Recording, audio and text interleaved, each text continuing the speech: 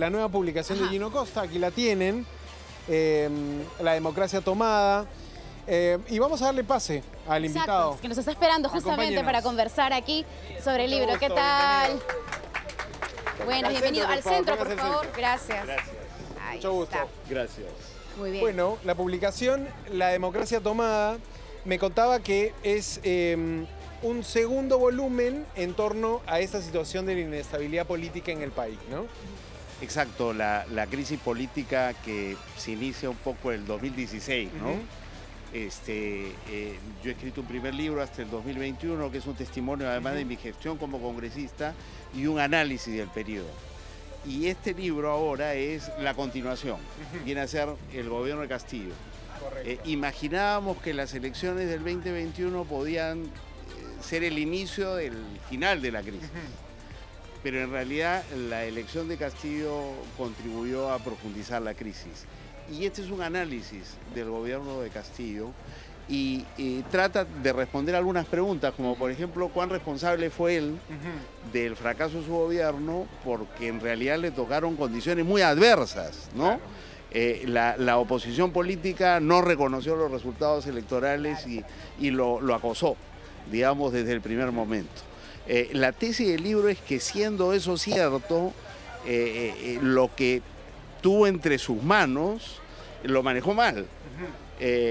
Tuvo nombramientos muy equivocados, lejos de diferenciarse de los anteriores presidentes en términos de un desempeño íntegro y transparente, cayó en la corrupción como sus antecesores y sobre todo esto terminó convirtiéndose pues en la razón del fracaso de su gobierno y de la situación que terminó, digamos, rodeado por la Fiscalía y el Poder Judicial que lo investigaba y que lo llevó en su desesperación al fallido autogolpe. Entonces es interesante porque ahí se discute cuánto de responsabilidad tuvo y cuánto de responsabilidad en su fracaso tuvo la oposición política, ¿no? Ahora, La democracia tomada aborda quizá, y se lo pregunto porque todavía no tengo el gusto de leerlo, y quizás el público ahí puede entender un poco más, de cómo es que el Perú escoge a Pedro Castillo como presidente. ¿Por qué? Se lo digo porque el equipo muy cercano de Pedro Castillo, en un documental justamente de Latina Noticias, expone que no tenía ni idea ni ninguna intención de llegar a Palacio de Gobierno. La intención era tener a congresistas en curules y tener una representación para que Perú Libre continúe como partido. Entonces, desde el partido político una improvisación, pero de la elección que fue, digamos, muy ajustada, en la que sirvió mucho el antivoto a favor del señor Castillo. Bueno, esa es una característica en el Perú, ¿no? Siempre con el sistema de segunda vuelta termina siendo elegido quien tiene menos anticuerpos. Y nos ha pasado en las últimas elecciones y ocurrió en las elecciones del 2021 porque había gran temor de que pudiera ganar el Keiko Fujimori, ¿no? Con la historia de su padre y con la propia historia de ella durante el gobierno, digamos, de PPK primero y de Vizcarra después, ¿no? Entonces había un gran anti-Keiko, como había habido el 2011 y el 2016, y eso se repite. Y Pedro Castillo se beneficia de esa situación. En un contexto en el cual se había visto afectada la clase política en general por los escándalos de corrupción, por la confrontación entre poderes entre el 2016 y el 2021 que llevó a que tuviéramos 4 presidentes, que el Congreso fuera disuelto. Todo eso dañó seriamente la clase política, ¿no? Y permitió que alguien poco conocido, ajeno a la clase política y que rechazaba, ¿no es cierto?, la política tradicional, prosperara tanto y llegara a la segunda vuelta. Entonces, el libro también en el primer capítulo explica cómo alguien tan poco preparado, con tan poca experiencia política, sin nunca haber sido elegido para ningún cargo, termina siendo presidente de la República. Entonces, hay una discusión de eso y hay una discusión también de su gobierno, ¿no? Porque sin tener la preparación, él pudiera haberse rodeado de gente que sí estaba preparada, pero optó por rodearse de gente en la que confiaba, sabiendo de que no estaba preparada para las funciones de gobierno. Y también se discute ahí que en muchos casos sus nombramientos fueron funcionales a una estrategia corrupta, ¿no? O sea, nombraba gente que no estaba preparada para gobernar, pero que sí estaba preparada para ser incondicional de él en prácticas que se tradujeran en beneficios ilícitos, ¿no? Bueno, para él y su entorno. Qué interesante ese punto que comenta. Estamos conversando con Gino Costa. Hola a todos los que están aquí alrededor. Júntense un poco más si quieren porque estamos saliendo en vivo para las redes sociales de Latina. Hagan fotos, graben videos, no hay ningún problema. Gracias por estar. Gino Costa, el ex congresista de la República, nos está contando su nuevo texto. ¿Cómo lo podemos presentar? ¿Como un análisis, como un ensayo? Porque son 4 capítulos y un epílogo. Poco menos de 200 páginas, se lee rápido, es probablemente ágil para aquella persona que quiera tener una mirada de estos últimos años, ¿no? ¿Cómo lo presentamos? ¿Como un ensayo? Quizá como un ensayo de interpretación, ¿no? Correcto. Porque tampoco es un libro de historia, porque los hechos acaban de ocurrir. Entonces, de lo que trata es de pasar, digamos, del conocimiento periodístico de lo ocurrido, que es una sucesión de hechos, a interpretar esos hechos de manera inicial, preliminar, porque ya vendrá el historiador de acá a unos años con tranquilidad a emitir una opinión, digamos, más solvente, si tú quieres. O quizá más en este momento... los años, ¿no? Los años te dan, la distancia del tiempo te da quizá otra perspectiva. Otra perspectiva. Y tener más tiempo para analizar con profundidad el conjunto de la situación. En este momento se trata de hacer historia contemporánea y el ensayo ayuda, porque es un intento de interpretar lo ocurrido, ensayo de interpretación. Exacto, y la historia susceptible de ser revisado por otros ensayos, es un ensayo escrito además por un político que tiene una opinión a favor y en contra, con sus sesgos, pero bueno, digamos un intento de explicar lo ocurrido, por qué fracasó y cuáles son sus propias responsabilidades y también la responsabilidad de la oposición política, porque lo que tenemos hoy día en el Perú no está funcionando no solo porque Castillo gobernó mal, sino porque todo está funcionando bastante mal. Y el libro trata de ser, en ese sentido, también objetivo, ¿no? En asignar responsabilidades a otros actores políticos que nos han llevado a la situación en la que estamos, ¿no? De hecho, el Congreso, que no conoce sus resultados, cuando Castillo fracasó en su autogolpe, termina con todo el poder. O sea, una de las grandes responsabilidades de Castillo es haberle, digamos, dado el poder a través del fallido autogolpe a sus opositores, que ya sin el contrapeso que representaba tener a alguien como Castillo en la presidencia, ponen en práctica un proyecto autoritario, ¿no? Que es el proyecto que estamos enfrentando hoy día, ¿no? Que está destruyendo instituciones, está pretendiendo copar otras instituciones que el Congreso no controla, y esto es el resultado también, hay responsabilidades en esto de Castillo, pero quien conduce ese proyecto hoy día es el Congreso de la República, y eso también lo decimos en el libro. Mira, justamente para añadir un comentario,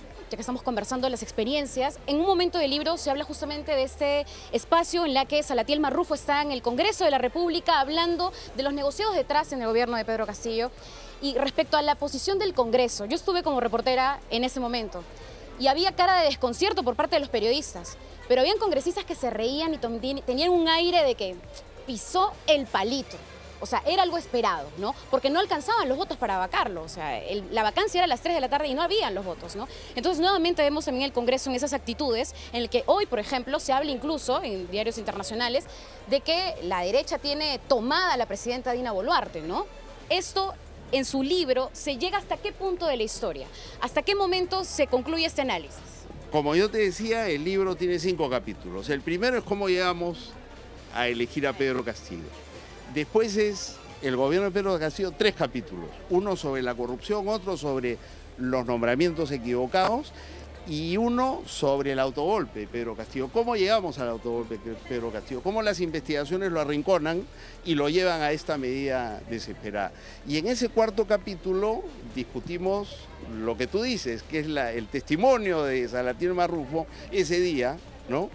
Que es el que gatilla el autogolpe, ¿no? Porque Salatiel Marrufo lo que dice es lo que todos estábamos esperando. Bueno, se dice que hay corrupción en el gobierno de Castillo, pero él ha recibido dinero, y Salatiel Marrufo dice, es el primero que dice, yo le entregué al presidente 100.000 soles, ¿no? Como resultado de dinero de la corrupción, le dábamos al presidente 50.000 soles mensuales, ¿no?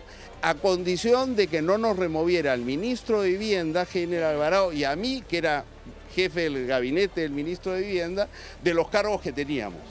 O sea, el presidente sabía que nos necesitaba para seguir recibiendo, ¿no es cierto?, esos dineros mensualmente. Entonces, esa declaración de Marrufo esa mañana es explosiva.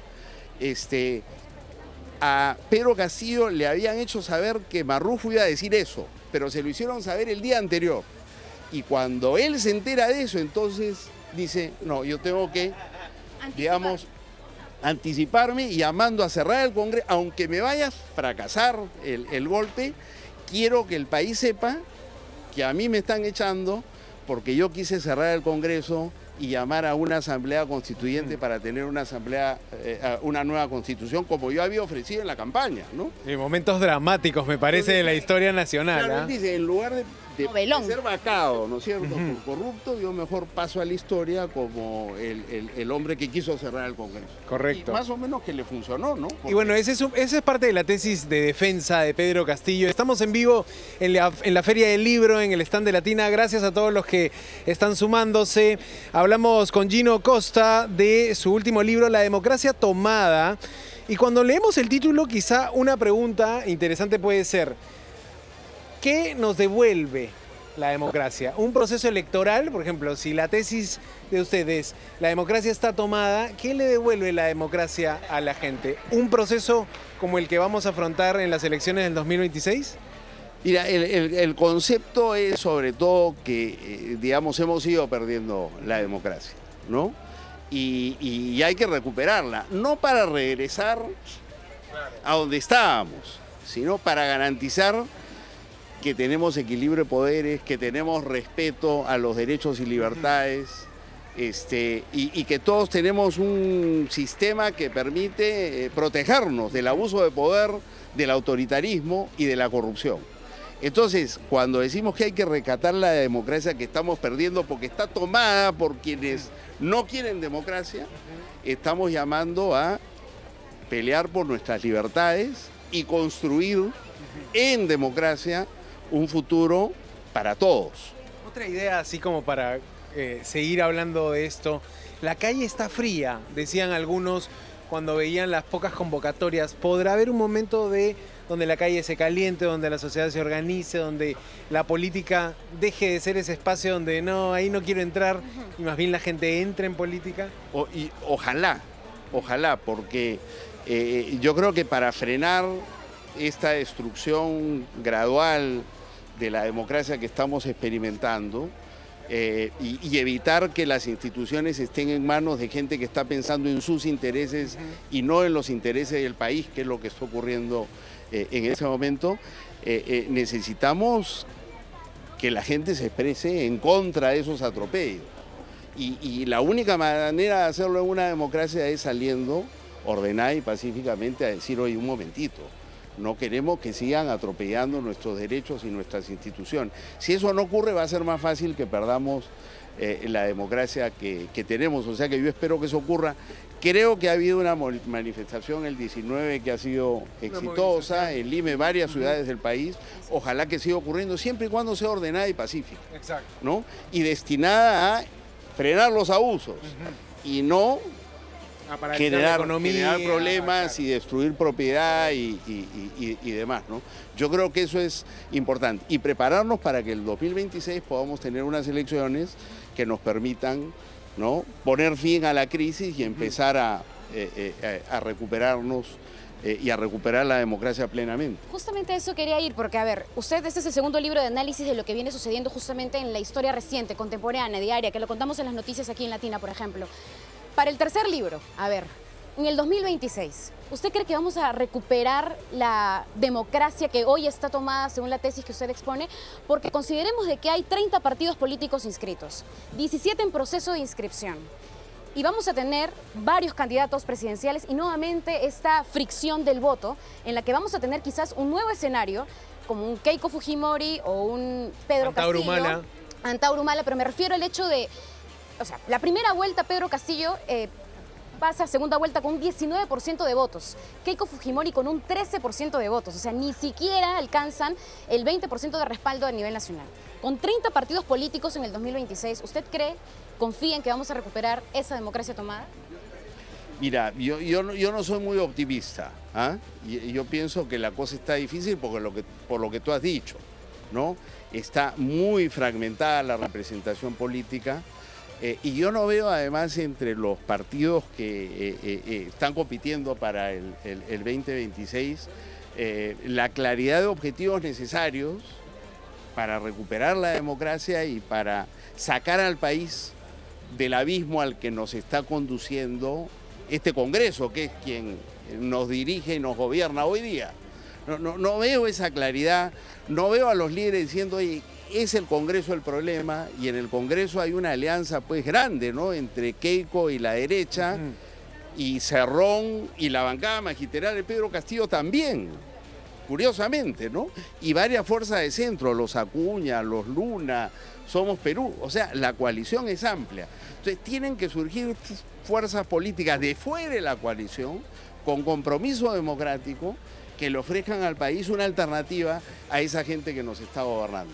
Porque si seguimos con esos que están en el poder, van a seguir medrando, van a seguir abusando del poder a costa nuestra. Hay que hacer, digamos, hay que hacerle al país una propuesta para que acabe eso. Pero yo no veo que eso está, digamos, sobre la mesa todavía. Pero faltan 2 años. Yo espero que eso cambie.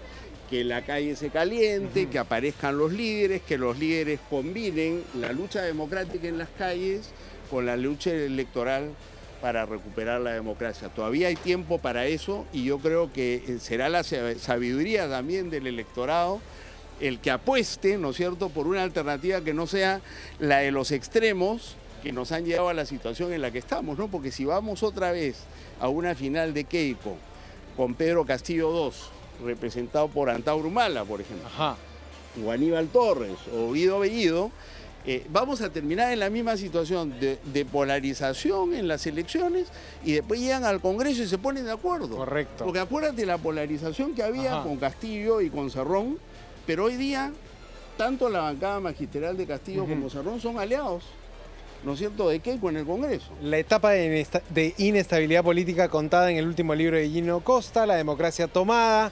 Gracias, muy interesante escuchar parte de su pensamiento político también. Un gustazo. Muchísimas gracias. Gracias, muchas gracias. Cuídese bastante. Gracias a usted. Ahí Gracias. está, muy bien. Bueno, amigos, ya saben, estamos con esta información. Gracias a todos los que están aquí alrededor del stand. Estamos Pero, saliendo a ver, en vivo. Un detalle antes que se retire, la pregunta del día, pues hay que hacerle también. Aquí. ¿Verdad? A ver. El libro que ha marcado un antes y un después en su vida, no aquí. No me diga que el que acaba de presentar, por favor. A ver. Muchísimos. A mí me gusta Vargas Llosa, ¿no? Me encanta Vargas Llosa. La ciudad y los perros, sin duda. La que más me gusta es la conversación en la catedral. Pero también me gusta su autobiografía, Como pez en el agua. Claro, ¿no? uno de los últimos.